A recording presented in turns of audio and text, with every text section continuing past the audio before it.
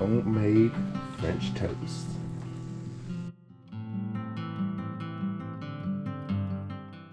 Good morning. So we had a great dinner last night. What did we have? Rice.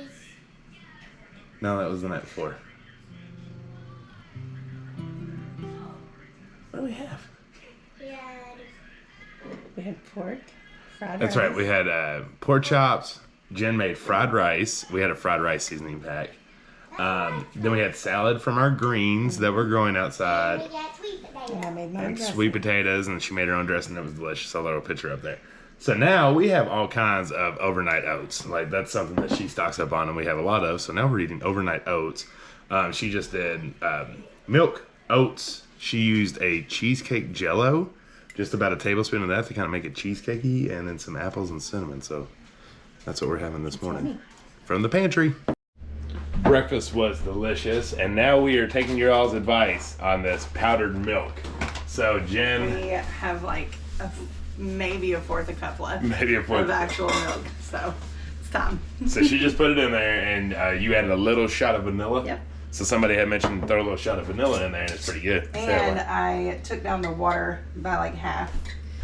And we also heard you all when you said make sure it's super cold. Yeah. So we're doing it now in preparation for tomorrow needing it.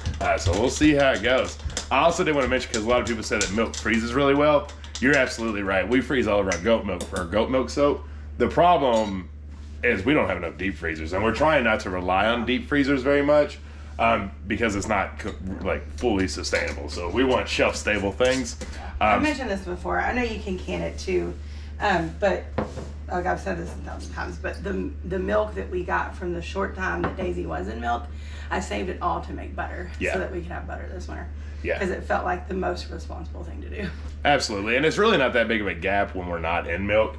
But we do meat animals, so like our meat chickens, and then like we got mama pig in there, and we're about to have T-bone in there, so like there ain't no room for frozen milk. So, you know, this is just one of those things that, in that little in-between time to get us through. Y'all gave a lot of suggestions, though, for like snacks and the milk stuff. And y'all were even looking at our pantry goods and talking about stuff we could do. So that's awesome. I'm really excited about this. I think it's going to be inspiring for all of us. And y'all are going to help me a lot, too. Yeah, it's been a lot of fun. That tomato rice thing, we're going to try that. Then also, one other thing that kind of a follow-up from the last video we had, because y'all just had some great stuff in the comments. Those are the kind of comments we're talking about. That's stuff we like. A lot of people said that they have not had an issue with freeze drying any of their milk.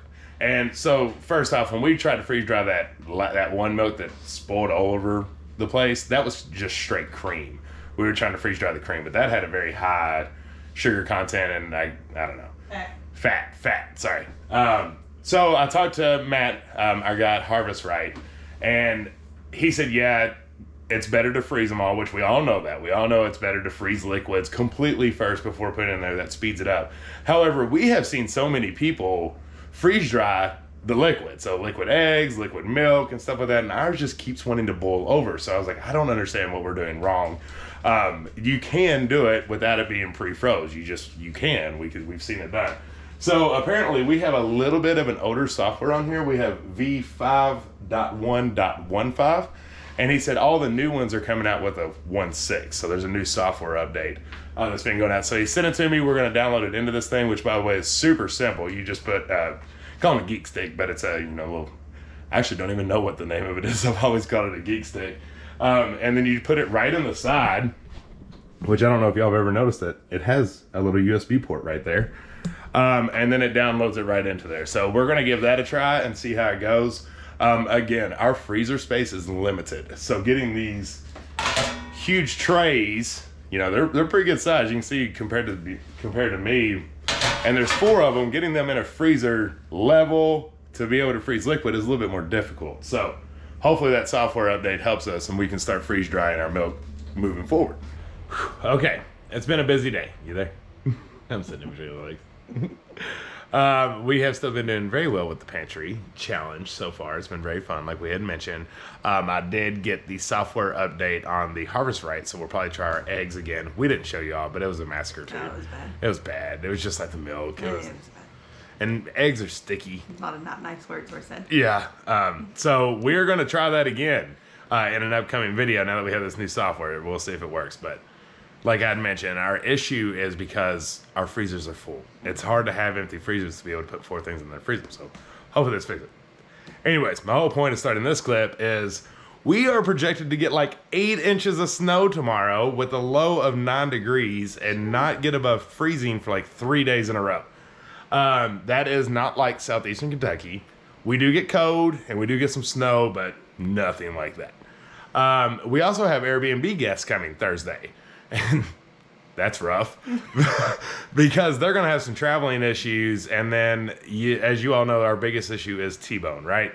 So when our Airbnb guests are here, we allow that gate to stay open up there on the top to go to the house. But he don't like snow on lines. They sink, and there's risk of him being able to jump over it. So I am going to lock them in the barn, and I will show you all what I've done there to hopefully just keep them in the barn while we're under freezing and go from there. We'll see what happens, but that's where we're headed. Yeah, they need to be closed up in there anyway. Yeah, especially during this. It's just too wet. They're just going to make a mess anyway. So a lot of people keep their cows closed up in the barns in the winter. We keep a tight section, so we've closed off a section, but they're going to be in the barn this time. All right, let me go show you what I did there. Anything else you got to add? We got to clean the cottage. Gotta clean the cottage. Gotta clean it. Take Raylan cheerleading and then sliding. Come up with dinner. Yeah, come up with dinner. I'm sliding down. I'm wearing my slippers. I ain't got no traction.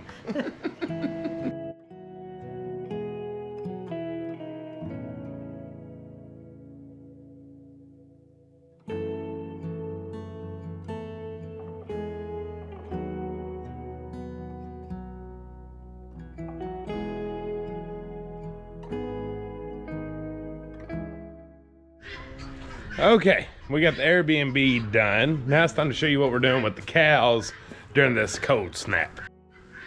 We put up cattle panels. So all the way on the outside of the electrical. So electrical, then cattle panels all the way down. It's cattle panels. We have a cattle panel in the front here. Jed put up boards over there so they can't get through it. They still get ventilation, but they can't get through. Hi, Flossie. Hi. Yes, hi. So now they're coming in. I'll probably go and put them up. I was gonna wait for in the morning, but just one less thing to do in the morning. They're all in here looking for their evening dinner. So, all right, we'll do that. So I got another cattle panel. I'm gonna put on that back gate to lock them in here. Hi, Daisy. I know, I'm sorry. I didn't mean to call you Flossie. I apologize. Oh yeah, oh yeah. So even when it's not a cold snap, we're not wanting to lock them in there. That was one of our weak points, was in the barn with just electrical fence, because that's where T-bone was busting out of. So I'll leave up that side cattle panel no matter what. I'll just drop this other one when it's time to let them out and kind of keep it close in case I need to close them back in. But let's feed them and go ahead and do that.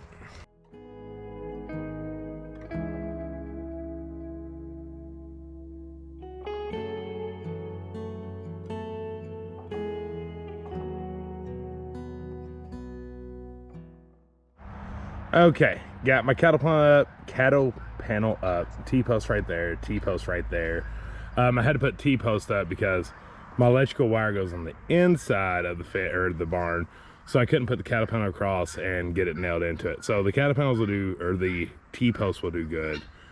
Holding it together, and they are now locked in. As you can tell, the bottom boards were added. So I'll have to kind of watch that. The thing is, all this electrical fence will still be on. This is just a precaution. Keep them in there with all this cold that we're gonna have. Now I gotta go get their water, give them plenty of hay, and they'll be happy in the barn for a couple days. Okay, let's give them their water. Where'd he go? Oh, son of a gun, he must have fell off.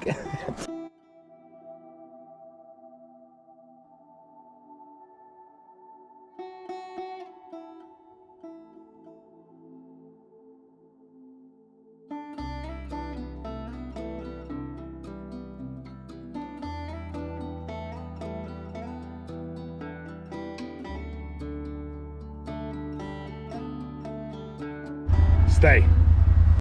Let's try that again. Thank you for making it.